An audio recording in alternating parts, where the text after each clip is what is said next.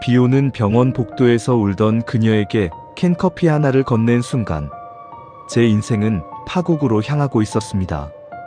상류층 재무 전문가라 믿었던 그녀는 수배 중인 결혼 사기범이었고 제가 품에 안고 자라게 한 아이조차 제 아이가 아니었습니다.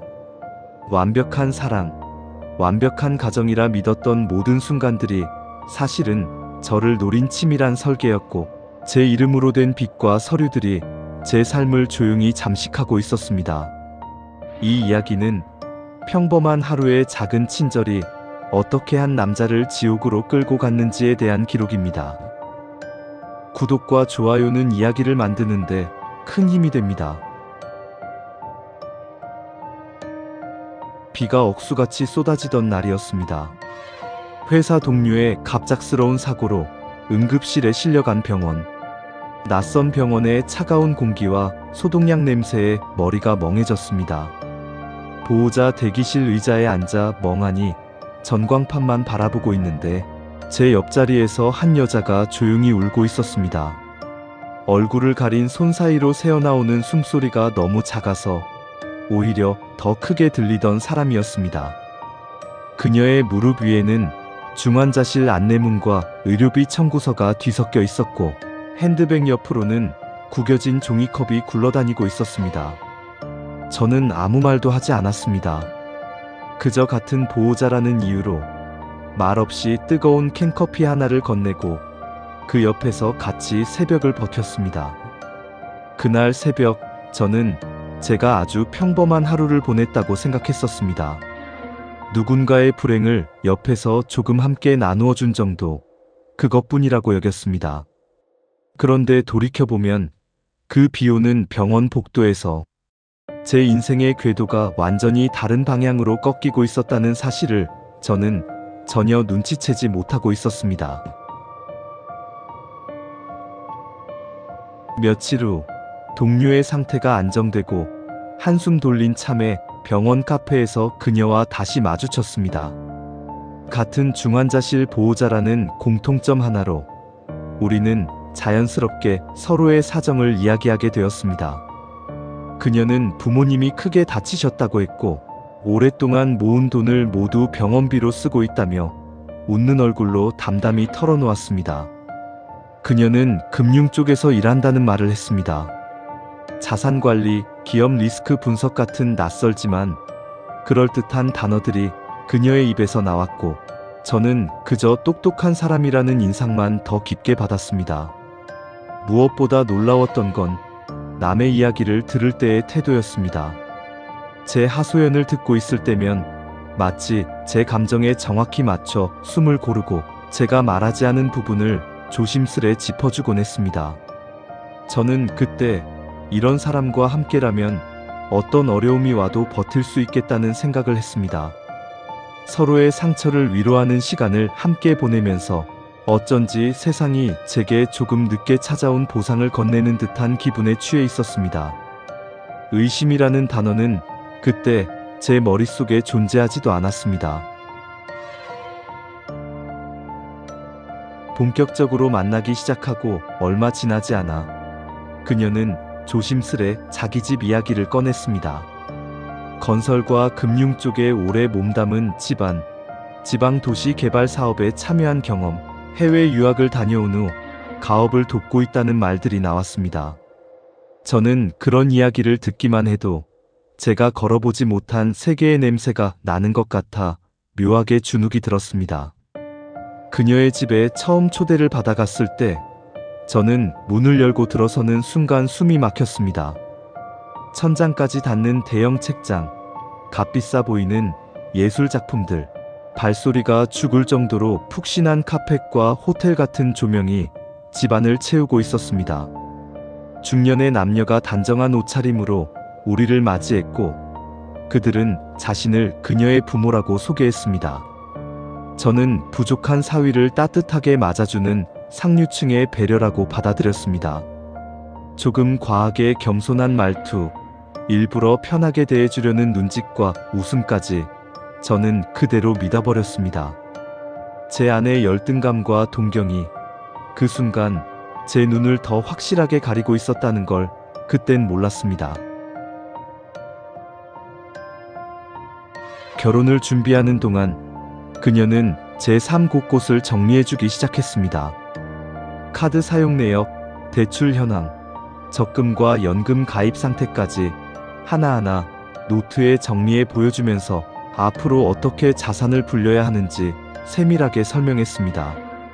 저는 그저 월급이 들어오면 적당히 쓰고 남으면 적금에 붓는 정도의 수준에서 살던 사람이었습니다.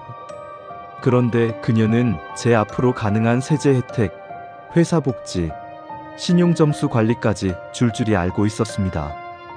저는 그런 그녀를 보면서 이 사람과 결혼하면 정말 인생이 달라지겠다는 생각을 했습니다. 그녀는 제 부모님에게도 재무 상담을 해주겠다고 했습니다.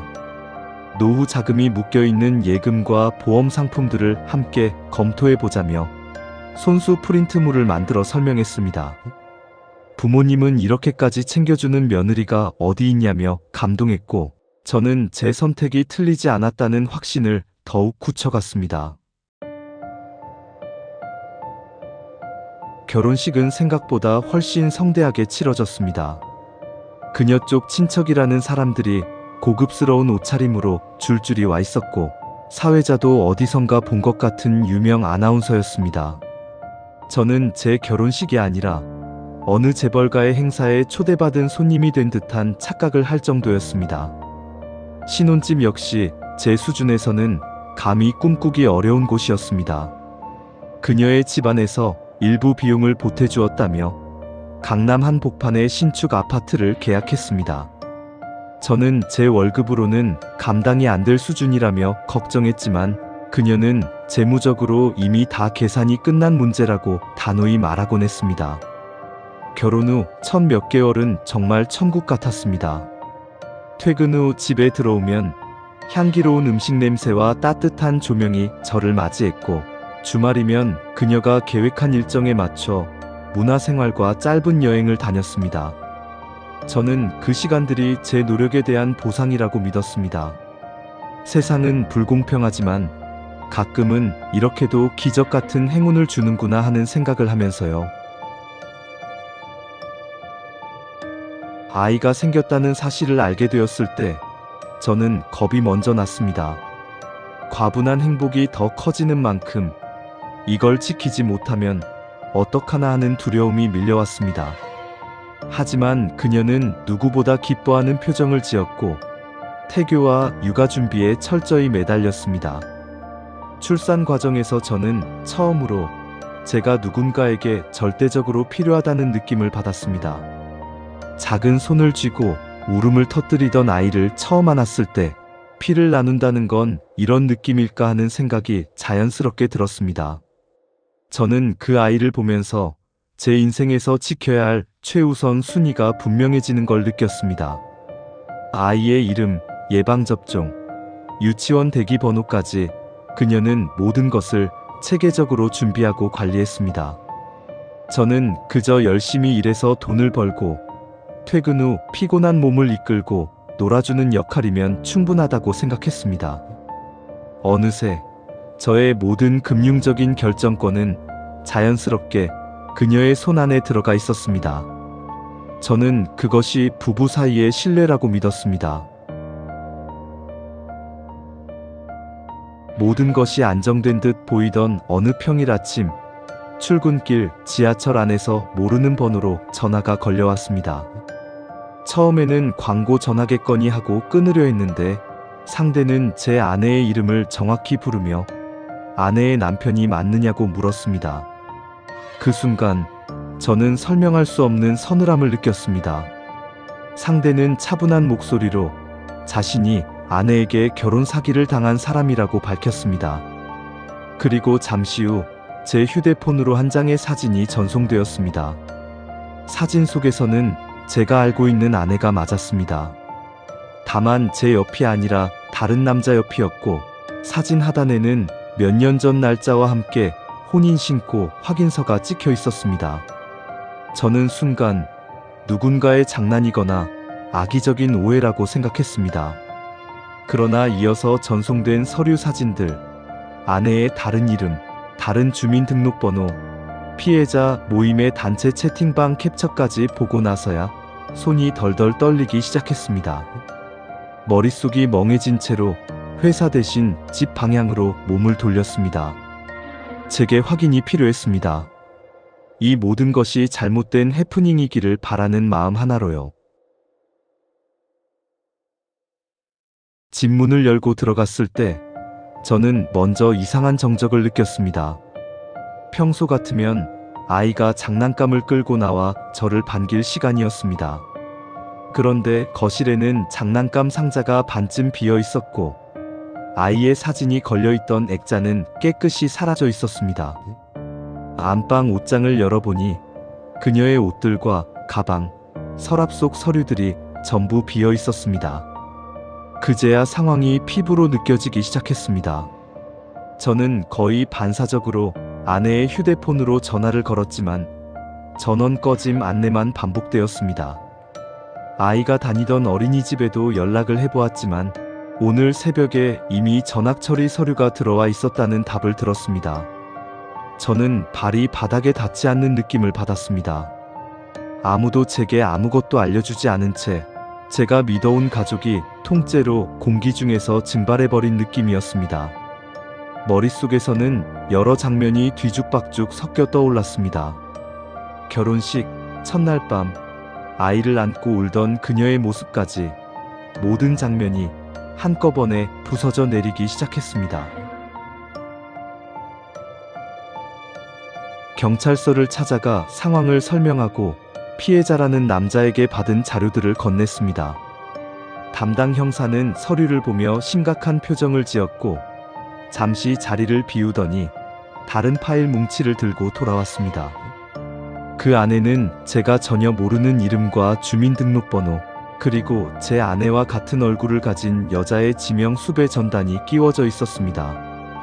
아내가 금융 관련 사기와 가장결혼 사기 혐의로 수배 중이라는 사실을 듣는 순간 제 귀에 울리던 모든 소리가 멀어지는 것 같았습니다. 약속된 묻지도 따지지도 않는 사랑이 아니라 철저히 계산된 범죄 시나리오의 일부로서 제가 존재했다는 걸 깨닫는 데에는 시간이 필요했습니다.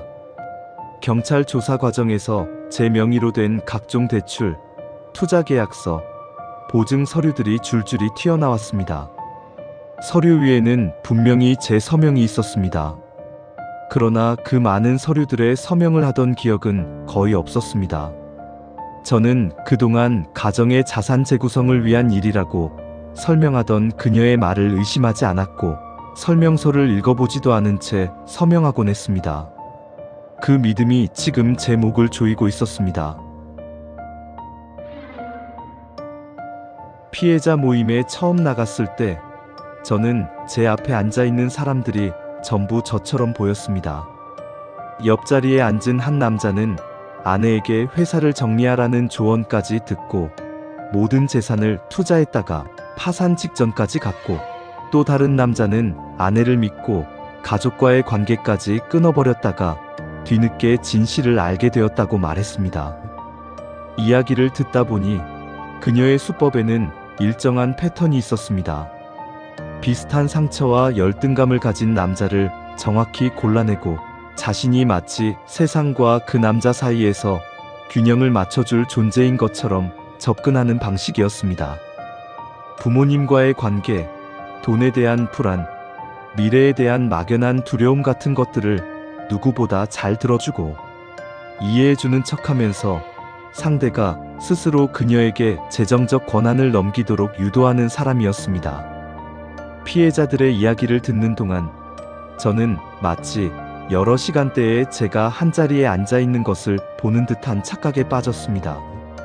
집안 이야기를 털어놓고 회사 고민을 이야기하고 돈에 대한 불안을 솔직히 드러내던 과거에 제가 그 자리에 앉아있는 사람들의 모습과 겹쳐 보였습니다. 저는 그 자리에 있으면서도 여전히 믿기지 않았습니다. 어쩌다 이렇게까지 완벽하게 속았을까 하는 생각만 머릿속에 맴돌았습니다. 조사 도중 한 남자가 저를 따로 불렀습니다. 피해자 모임에서 가장 먼저 나와 연락을 주었던 그 남자였습니다. 그는 조심스럽게 아이에 대한 이야기를 꺼냈습니다. 처음에는 그저 안부를 묻는 줄 알았지만 그의 눈빛이 점점 굳어지는 것을 보면서 저도 숨을 골랐습니다. 그 남자는 몇 년 전 아내와 혼인 신고를 하고 함께 살았던 적이 있다고 했습니다. 그 기간 동안 아내가 임신을 했고 아이를 낳았으나 어느 날 아이와 함께 사라졌다고 했습니다. 그로부터 몇 년 뒤 그가 모임을 통해 제 상황을 알게 되었을 때 사진 속 아이의 얼굴을 보고 거의 확신을 했다고 말했습니다. 아이의 눈과 인매가 자신의 어린 시절과 너무 닮아 있었기 때문이라고 했습니다. DNA 검사가 진행되었습니다. 제 안에서는 어쩌면 혈연이라도 아니기를 바라는 마음과 적어도 이 아이만큼은 누구의 것인지 분명해졌으면 하는 두려움이 뒤섞여 있었습니다. 결과는 제 친자가 아니라는 것으로 나왔습니다. 서류를 받아들고도 저는 한동안 아무런 감정이 올라오지 않았습니다. 그저 몇 년 동안 아이를 안고 웃고 혼내고 밤새 안고 재우던 제 모습이 머릿속에서 무한 반복되고 있을 뿐이었습니다. 아이와 저 사이에 혈연이 없다는 사실은 분명했습니다. 하지만 그 순간 제가 느낀 감정은 배신감보다 공허함에 가까웠습니다. 이 아이는 아무 잘못도 없었는데 어느 날 갑자기 엄마의 계획 때문에 새로운 아빠를 가지게 되었다가 또다시 엄마와 함께 사라져버린 것입니다. 저는 그동안 아이에게 했던 약속들을 떠올렸습니다. 생일마다 함께 케이크를 고르고 놀이공원에서 줄을 서며 아이의 손을 꼭 잡던 순간들, 유치원 첫 등원 날 떨리는 아이의 손을 잡고 교실 앞까지 같이 걸어가던 기억들, 그 모든 것이 범죄의 일부였다고 말해버리면 이 아이에게 남는 것은 무엇일까 하는 생각이 들었습니다. 어쩌면 저는 제 앞의 현실을 견디기 위해서 일부러 아이에 대한 감정을 따로 떼어 보관하는 것 같았습니다. 아내와 함께한 기억은 전부 가짜라고 치부할 수 있었지만 아이와 함께한 순간들만큼은 쉽게 지워지지 않았습니다. 피 한 방울 섞이지 않았다는 사실이 오히려 그 시간을 더 이상하게 빛나게 만들고 있었습니다. 저는 결국 변호사를 찾아가 혼인 취소 소송을 진행하기로 했습니다. 이혼이 아니라 처음부터 법적으로 존재하지 않았던 결혼으로 만들고 싶었습니다. 감정적으로는 이미 끝났지만 서류상 그녀의 이름이 제 옆에 붙어 있는 것조차 견딜 수 없었습니다. 법정에서는 제가 사랑이라고 믿었던 시간들이 하나씩 증거로 제출되었습니다. 웨딩 사진, 신혼여행 예약 내역, 공동계좌 거래 내역, 그녀가 보내온 메시지 내용까지 모든 것이 법률 용어와 함께 나열되었습니다. 판사는 서류에 적힌 내용만 보고 판단했고 저는 피고가 출석하지 않은 재판에서 일방적으로 제 인생을 정리해야 했습니다. 혼인 취소가 인용되었을 때 저는 이상하게도 해방감보다 허무함이 먼저 찾아왔습니다. 몇 년 동안의 기억이 공식적으로 부정되는 느낌이었습니다. 하지만 동시에 저를 올가매던 법적 관계가 끊어졌다는 사실은 앞으로의 싸움, 특히 경제적인 뒷수습을 시작할 수 있는 최소한의 출발점이기도 했습니다. 저는 한때 아내라고 불렀던 사람을 이제는 피고, 피의자, 지명수배자라는 단어로 불러야 하는 현실에 적응해 갔습니다. 사람들은 저에게 물었습니다. 어떻게 그렇게까지 속을 수 있었냐고, 조금만 잘 살펴봤으면 수상한 구석이 보이지 않았겠냐고, 왜 집안 배경이나 재산을 자세히 확인하지 않았냐고. 그 질문들은 전부 타당했습니다. 다만 그 질문을 들을 때마다 제 안에서 어떤 부분이 찢어지는 느낌이 들었습니다. 저는 과분해 보이는 행복 앞에서 의심하는 법을 모르고 살았습니다. 회사에서는 늘 뒤에서 묵묵히 일만 하는 사람, 집에서는 사고 한 번 안 치고 부모 말 잘 듣는 아들, 연애를 할 때도 상대에게 맞추는 것에 익숙한 사람이었습니다. 그런 제가 처음으로 세상에게 선택받은 느낌을 받았을 때 그게 함정일 거라고는 상상조차 하지 못했습니다. 그녀가 제게 보여준 배려와 헌신, 조건 좋은 재테크와 밝은 미래에 대한 설계는 제 안의 부족함을 완벽하게 덮어주는 포장지였습니다. 저는 그 포장지의 아름다움에 취해 그 안에 무엇이 들어있는지 확인해 볼 생각조차 하지 않았습니다. 의심하지 않은 대가로 저는 제 인생 몇 년과 아이에 대한 그리움, 그리고 거액의 빚을 떠안게 되었습니다. 이제 저는 혼자 사는 집에서 밤마다 습관처럼 2개의 밥그릇을 꺼낼 뻔하다가 다시 넣곤 합니다. TV에서 아이가 나오는 프로그램을 보면 무의식적으로 볼륨을 키웠다가 다시 줄입니다. 제게 아버지라는 호칭을 불러주던 작은 목소리가 머릿속에서 아직도 떠나지 않았기 때문입니다. 아내였던 사람은 여전히 잡히지 않았고 어딘가에서 또 다른 이름과 얼굴로 새로운 인생을 살고 있을지도 모릅니다. 어쩌면 제게 했던 방식 그대로 다른 누군가의 상처를 보듬는 척하며 서서히 파고들고 있을 수도 있습니다. 그 생각을 하면 분노와 무력감이 동시에 밀려오지만 이제는 그 감정에만 매달려 있을 수 없는 시간까지 흘렀습니다. 제가 이 이야기를 낯선 여러분께 들려주는 이유는 단순히 동정을 구하기 위해서가 아닙니다. 세상에는 설명할 수 없을 만큼 완벽해 보이는 인연과 기회가 존재합니다. 하지만 그 완벽함이 너무 매끄럽게 느껴진다면 그 안에 숨겨진 균열을 한 번쯤은 의심해 보셨으면 합니다. 사랑이라는 이름으로, 가족이라는 이름으로, 신뢰라는 이름으로 우리는 너무 쉽게 서류에 서명하고 계좌를 열고 비밀번호를 건넵니다. 저처럼 모든 것을 잃고 나서야 그 대가를 깨닫지 않으셨으면 합니다. 저는 이제야 비로소 압니다. 세상에 완벽한 행운 같은 것은 거의 없다는 사실을요. 혹시라도 여러분 앞에 믿을 수 없을 만큼 좋은 조건의 사랑과 기회가 찾아온다면 잠시 멈춰서서 스스로에게 물어보시길 바랍니다.